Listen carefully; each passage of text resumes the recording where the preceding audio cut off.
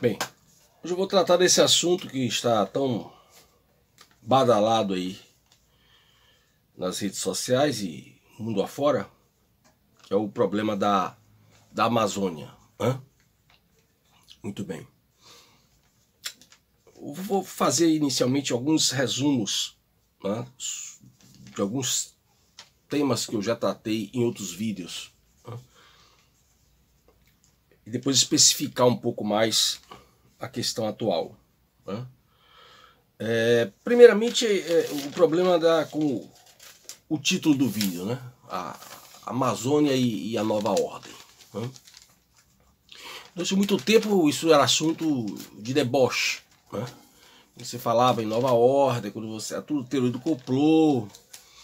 Você acredita em teoria do complô, teoria da conspiração, como se isso fosse uma brincadeira, uma fantasia, etc, etc. Esse, inclusive, é um assunto muito recorrente aqui nos meus vídeos aqui no meu canal. Muito bem. Agora para aqueles que debochavam disso aí, agora vocês estão vendo que não tinha nada de ilusão, como eu dizia sempre. Não é uma teoria, é uma realidade. E o pessoal não está brincando. E de repente vai chegando um momento em que é preciso ações mais, digamos assim, mais objetivas com relação a isso. Porque já há muito tempo, há séculos que isso vem sendo trabalhado, e particularmente a partir do século XVIII, como eu já expliquei muitas vezes, essa dominação do mundo por determinados grupos de poder, digamos assim, algumas famílias que vão dominando o cenário político e econômico no mundo todo, e vai chegando um momento em que isso foi ficando muito evidente, isso foi sendo denunciado, digamos assim. E isso vai fazer com que esse pessoal comece a tomar atitudes mais radicais, não só por isso, mas eu acredito que também influenciados, essas pessoas influenciadas por essa circunstância. Então aí você vê essa questão da Amazônia como um exemplo. Há muito tempo que se fala que a Amazônia brasileira vinha sendo dominada por estrangeiros. Muitas vezes eu denuncio aqui no meu vídeo o trabalho dessas ONGs, expliquei algumas vezes como é que surgem essas ONGs, o que é que estava por trás dessa ideia de ONG. Inclusive essa coisa de não governamental, como se tivesse uma isenção política. Se tem uma coisa que as ONGs não têm, é isenção política, muito pelo contrário. Isso é uma falsa informação para quebrar as resistências internas de cada país. Muito bem. E eu expliquei também em alguns vídeos que essa coisa de você tem duas formas básicas de dominar um país. Uma é se a riqueza desse país está no chão, debaixo do chão, no subsolo, você pode bombardear. E isso é muito interessante porque para muitos países, porque a indústria bélica é uma indústria que move bilhões e bilhões de dólares todo ano, gera empregos pelo mundo afora. Então, isso é muito interessante para as economias, principalmente dos países que são tradicionalmente fabricantes de armamentos e equipamentos de guerra. Muito bem. Por outro lado, se a riqueza desse país está na superfície, né, como por exemplo a nossa biodiversidade, então você invade esse país não com exército, com tropas, você invade esse país com ONGs. E vai dominando esse país, vai dominando, vai, né, implantando ali através daquelas ONGs o projeto estrangeiro, né, do dominador estrangeiro, que está lá, que muitas vezes você não sabe nem quem é. Né? Muito bem. Agora também a gente já fala na guerra de quarta e de quinta geração. Né? Os autores ainda não existem muitas polêmicas sobre essas definições, mas essa guerra de quarta e quinta geração, ela vai se caracterizar exatamente por uma série de estratégias que vão tentar dominar um determinado país, não através da guerra convencional propriamente dita, né? Mas através dessa guerra de narrativas, desestabilizar governantes, né? Minar a resistência dos povos, minar a coragem dos povos, para que os povos se sintam desestimulados a lutar pela sua independência, pela sua soberania, pela sua... Né? E agora com essa tecnologia então ela vai se caracterizar, né? essa guerra de quarta e quinta geração. E também com o uso de aumento de criminalidade, né? Atos de terrorismo. O terrorismo hoje ele tem diversas formas de atuação, né? Que aqui no Brasil um tema muito mal debatido, inclusive na seara jurídica, né? Mas o terrorismo tem várias formas de atuação, principalmente nos dias de hoje. Né? E, na minha opinião, já começo aqui a colocar que esse incêndio da Amazônia ele foi um ato terrorista. Né? Foi um ato terrorista. Mesmo que nós não possamos enquadrar ele necessariamente na nova lei de terrorismo, teria que se verificar aí mais detalhes sobre esses atos, sobre essas ações, né? Mas tratando de doutrina internacional, isso aí foi um ato terrorista, né? Você vê diversos focos de incêndio em estados diferentes aparecerem no mesmo momento, né? No mesmo momento, e logo em seguida uma reação já quase que pronta, programada, né? Na expectativa, né? Isso aí é claro que foi uma coisa orquestrada. Né? Paralelo a isso, também é importante salientar algo que eu também já falei em outros vídeos, né? Que foi exatamente, tratei muito desse assunto, que foi exatamente a questão da adaptação das teorias revolucionárias. Né? O comunismo, o Marx e o Engels falam isso nos prefácios, em 2 prefácios do Manifesto Comunista. Né? Se o comunismo não se adaptar, ele vai desaparecer. Né? E daí porque, já no século XX, tantos revisionismos para exatamente ver de que forma se poderia se adaptar àquelas lições que estavam ali, né? Aquele conjunto de diretrizes que estava ali no Manifesto Comunista, como é que isso podia ser adaptado, né, ao novo contexto do século XX. E chegamos também com isso ao século XXI. Né? Então, daí porque eu já falei diversas vezes também, né, o papel importante dos revolucionários da escola de Frankfurt, né, que vão atingir o direito, a família, a educação, principalmente, né, essas 3 instituições, né, para fazer desmoronar todo o edifício, toda a construção da civilização ocidental. Né? Muito bem. E salientei também em alguns vídeos, né, que, correlacionado a esse assunto, que o comunismo ele serve ao capitalismo. Né? Ele serve ao capitalismo. Quem financia o comunismo? Né? Quem teve a ideia poxa, vamos aplicar isso aqui? Né? Foram aqueles revolucionários, Lenin, Trotsky, aqueles caras ali, Gramsci. Não bem assim. Né? É claro que esses caras são sempre manipulados, usados para fazer o trabalho sujo da revolução, né? Os extermínios, os campos de concentração, né? O Hitler, esse pessoal todo aí, o Mao Tse Tung, esse pessoal todo vai ser usado, o Fidel Castro, vai todo mundo ser usado para fazer o trabalho sujo. Alguém precisa tomar frente e até né? Receber os méritos para alguns, né? Para alguns essas revoluções são coisas maravilhosas, né? Muito bem. Mas quem está por trás disso? Né? Quem está... A quem isso interessa? Né?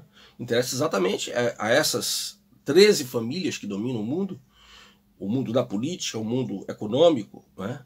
E por que o capitalismo se serve do comunismo? Porque exatamente o comunismo ele chega, ele destrói uma nação, ele empobrece uma nação, mas ele não destrói as riquezas da nação. Nem as que estão na superfície, nem as que estão no subsolo. Muito pelo contrário. Se você tem uma população pobre, essa população não vai poder consumir, né? Não vai ter indústria, uma indústria muito obsoleta, essa população não vai poder consumir essas riquezas através da produção de bens de consumo. Então essas riquezas, essa matéria-prima, ela vai ser exportada e por um preço muito mais barato, né, para exatamente os países ricos, né, dominados por essas 13 famílias, às quais eu já me referi aqui também. Né. Então você tem aí 2 continentes que sempre foram extremamente cobiçados. 2 continentes que foram extremamente cobiçados. Né? A América Latina e a África. Né? E sempre foi muito fácil manipular esses 2 continentes. Né? Rapidamente aí, você olha lá a África, né? Até hoje a África é um continente de países subdesenvolvidos. Hoje a gente, para ficar mais bonitinho, a gente chama de em desenvolvimento. Né? Por que isso? Né? Por que a África é um continente de países subdesenvolvidos, se a África também é um continente riquíssimo, né, em tantas coisas? É um continente tão próspero, uma natureza tão próspera. Por que a África é pobre? Né? Aí o pessoal bota a culpa no sol, na crise climática. Né? Não.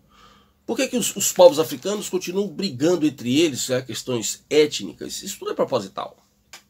E é muito fácil fazer isso. Eu não vou aqui me alongar muito nessa exposição sobre as estratégias que são usadas para isso, mas é muito fácil fazer. Tanto é fácil que acontece. Né? Pelo menos um século, pelo menos. Né? Você configura um país, né? Os países africanos, na verdade, eles foram todos criados, traçados em gabinete, né? E aí você pega e bota lá etnias rivais, né? Milenarmente rivais, você bota todo para ver no mesmo território. Né? Isso não vai dar, não vai dar certo. E é para isso mesmo, é para ter briga. O resto é fácil, é só você infiltrar um agente secreto ali no grupo, infiltra no outro, bota um contra o outro, pronto, o resto está feito. Arma que não falta, tudo bem. Né? Isso sem falar também, tal como todo o terceiro mundo, né? Elites corruptas, que sempre fizeram o serviço, sempre foram serviçais dos interesses europeus e americanos, serve até hoje. Né? Exemplo ali, você pega Angola. Né? Por que Angola é um país pobre? Porque é um país comunista. E por que Angola é um país comunista? Porque os nordestinos têm interesse nas riquezas de Angola, principalmente nas minas de diamante de Angola. Assim como eles dominam hoje também, são donos também, né, das minas de diamante da África do Sul, graças ao senhor Nelson Mandela. Né? Então, quer dizer, é assim que a coisa é feita. Né? E na América Latina, a coisa tem algumas características próprias do contexto latino-americano, mas segue a mesma regra. Né? Elites também corruptas, né? Subservientes. E aí fica aquela briguinha, né? De vez em quando você vê aquela briguinha, né? Ah, contra o imperialismo americano, contra o imperialismo americano. Sim, mas aí você sai do imperialismo americano e entra no imperialismo chinês, russo, antiga União Soviética. Né? Então aquele pessoal da esquerda que se acha muito inteligente, muito preparado, que percebe tudo, né? Não são alienados, e aí vão propor uma rejeição ao imperialismo americano, eles estão servindo, né, fazendo um trabalho sujo do imperialismo chinês e russo. Né? Sem nenhum problema. E para dar um caldo nisso aí, um tempero nessa... Né, aparece, como eu estava dizendo antes, essas reformulações do comunismo. Aparece, o pessoal começa a pensar, né?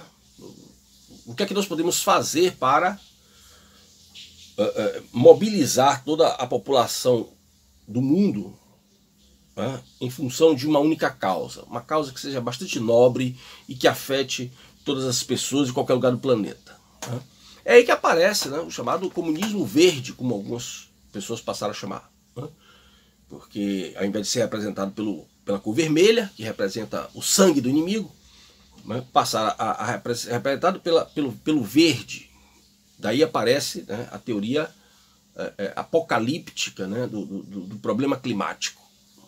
E isso foi assim uma coisa muito interessante para eles, porque como é um problema climático do planeta, todos estão atingidos, né? Todos são atingidos, então todos têm que se mobilizar. Né? E é como sempre, eles criam essas elites globalistas, como a gente chama, eu espero que agora você não deboche mais dessas expressões, né? Essa elite globalista, como a gente chama, elas criam os problemas e elas aparecem com a solução. Né? Então elas inventam o problema da crise climática, né, e vêm com a solução, que é exatamente uma forma de que, dentre outras coisas, propostas de que? Redução populacional. Não é por acaso que você vê tanta propaganda de aborto, né? Você vê o boicote através de ONGs ecológicas, né, indigenistas, como eu já falei isso em outros vídeos, né, de você boicota a criação de uma barragem hidrelétrica no Brasil, você boicota a construção de uma estrada de ferro, uma coisa que vai facilitar o desenvolvimento de um país, porque tem ali um local sagrado, porque tem ali uma natureza que não pode ser atingida e tal, aquela coisa toda, e começa aquele negócio todo ali, né? E aí você termina, você vê que consegue, né? Você vê que eles vão até que conseguem, né? E essa cobiça pela Amazônia, ela começa pelo menos aí, seguramente, desde os anos 80. Esse discurso de que a Amazônia era mais nossa, ela já está aí no tempo de Gorbachev, no tempo de Margaret Thatcher, já está aí há muito tempo. Né? E o pessoal só botando ONG dentro do Brasil. A primeira vez que eu estudei isso, há muitos anos atrás, quando eu localizei o número que havia 100 mil ONGs na Amazônia, eu cheguei a achar que a fonte tinha se enganado. 100 mil ONGs na Amazônia, eu digo, não, tem alguma coisa errada aqui, ou eu não entendi direito, ou a fonte se enganou, não é possível. 100 mil ONGs era verdade.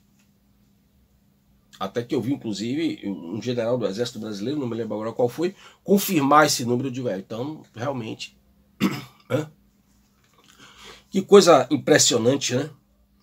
Então você vê que as coisas acontecem no sentido mesmo de desconstruir a nossa nacionalidade.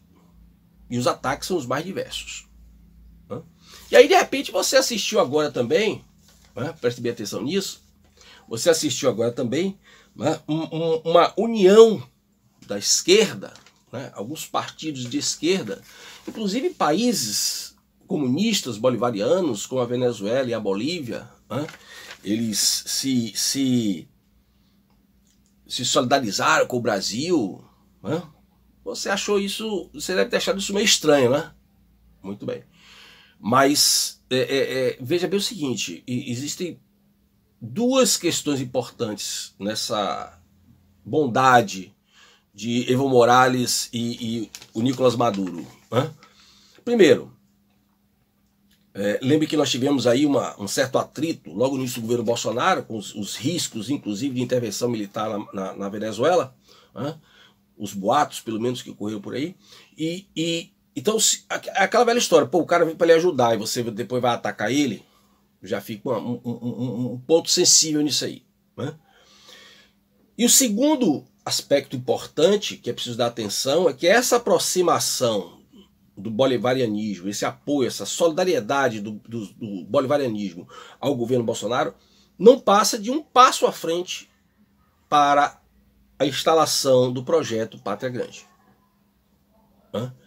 Uma vez que eles se solidarizam ao governo Bolsonaro, se solidarizam ao Brasil, eles vão tentar com isso mostrar que é importante que o continente crie um bloco, um único bloco político, econômico, jurídico, etc. Então preste muita atenção nessas solidariedades, porque esse pessoal não está fazendo isso por acaso.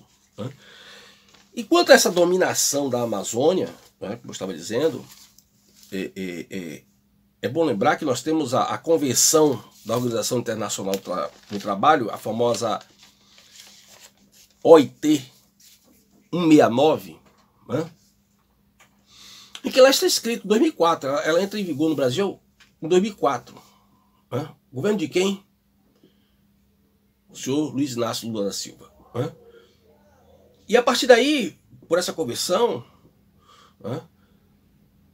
se o Estado brasileiro ou um governo brasileiro, através do Estado, através de um governo brasileiro, quiser explorar as riquezas desse subsolo, vai ter que indenizar os índios.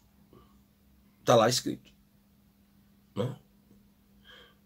Porque os índios passam a ter todo o direito, como todo e qualquer cidadão.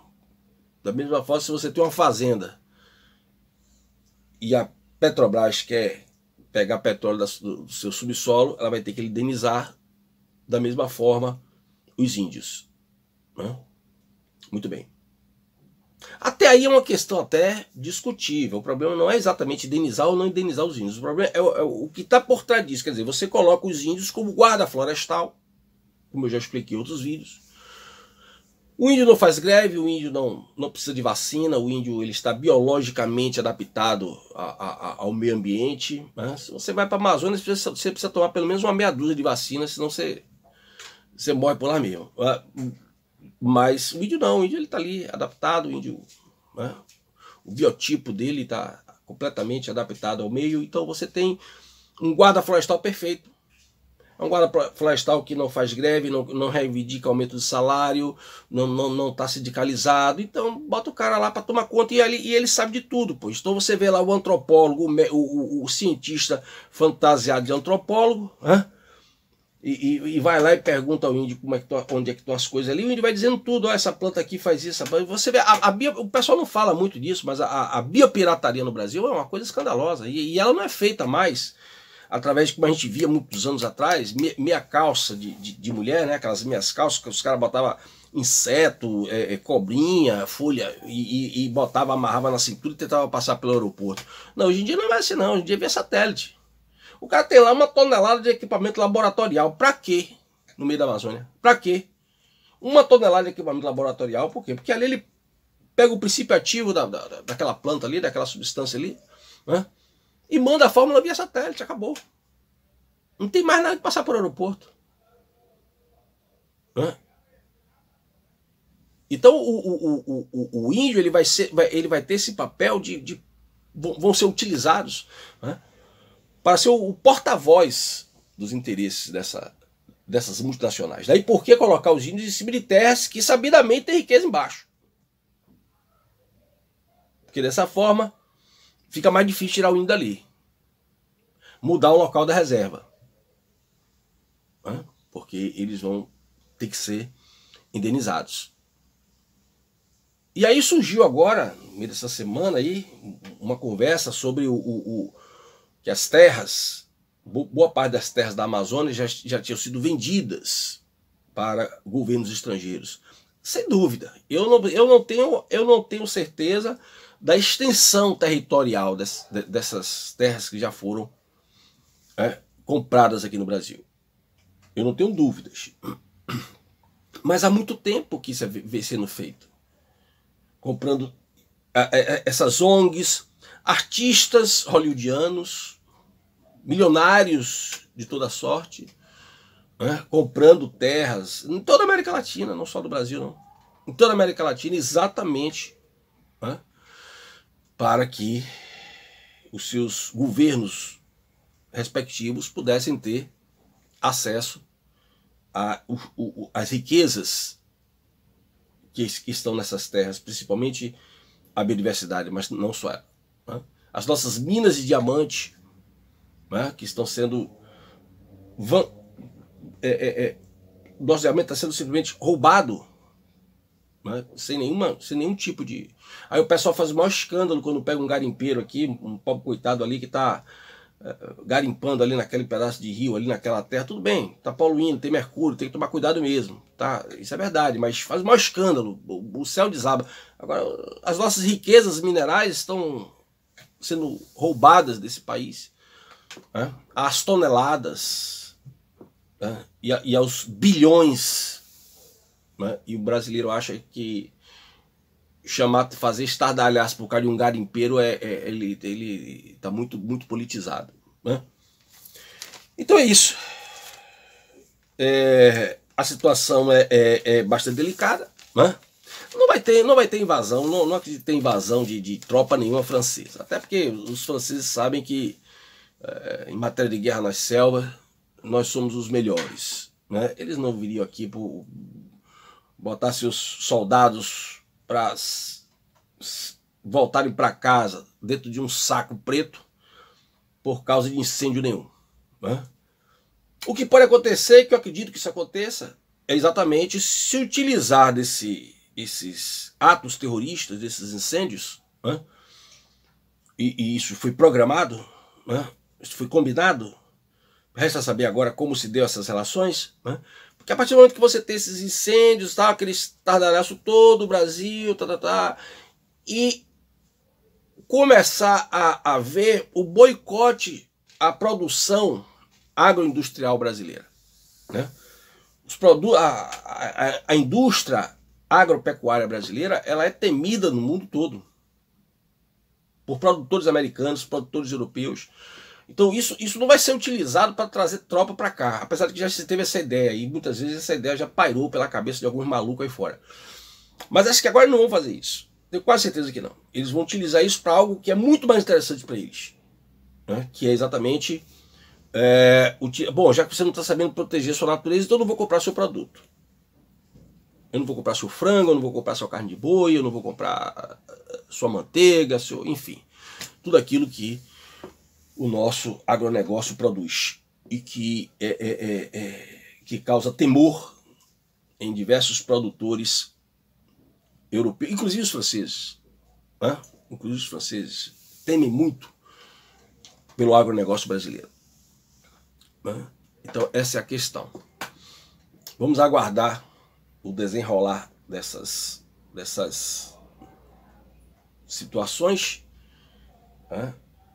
E sempre levar em consideração, seja você de que partido for e que ideologia fosse, se é que você tem alguma, né?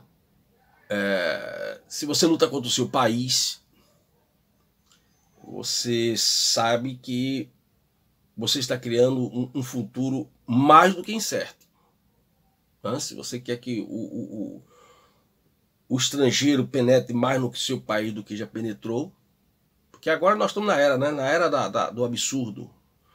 Um país onde quase não se lê mais, não se estuda mais nada, né? É um país formado por intelectuais que sabem tudo, pessoas especializadas em tudo. Basta você ver as opiniões no Facebook, né? Todo mundo entende de geopolítica, todo mundo entende de direito, todo mundo entende de filosofia, todo mundo entende de tudo. Né?